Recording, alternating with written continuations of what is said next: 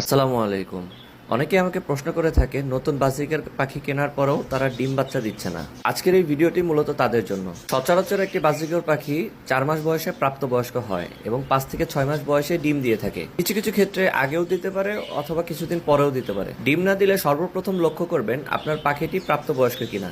যদি প্রাপ্তবয়স্ক হয়ে থাকে তাহলে খেয়াল করবেন সে ব্রিডিং মোডে আছে কিনা। যদি ডিম পাড়ার সময় হয়ে থাকে তাহলে লক্ষণ হিসেবে দেখতে পারবেন পাখি ঘন ঘন হাড়িতে যাতায়াত করছে এবং হাড়ি কামড়ে কামড়ে পরিষ্কার করার চেষ্টা করছে। যদি 6-7 মাস হয়ে যাওয়ার পর আপনার পাখি ডিম না দেয় তাহলে অবশ্যই মেল ফিমেলটি চেক করে নেবেন। অবশ্যই পাখিদেরকে ব্রিডিং কোর্স করাবেন এবং তাদেরকে পুষ্টি গুণাগুণ সম্পন্ন খাবার দিবেন। আপনার পাখিদেরকে অবশ্যই লোক সমাগমের ভিতরে না রেখে প্রাইভেসি দিবেন, কারণ বাজিকার পাখি ব্রিডিং মোডে থাকলে প্রাইভেসি পছন্দ করে। যদি সবকিছু ঠিক থাকার পরেও আপনার পাখিটি ডিম বাচ্চা না করে তাহলে আপনার পাখির মেল বা ফিমেলটিকে চেঞ্জ করে অন্য একটি মেল ফিমেলের সাথে জোড়া দিবেন। এরকম আরো কন্টেন্ট পেতে আমাদের ফেসবুক পেজটি ফলো এবং ইউটিউব চ্যানেলটি সাবস্ক্রাইব করে দিবেন। ধন্যবাদ সবাইকে।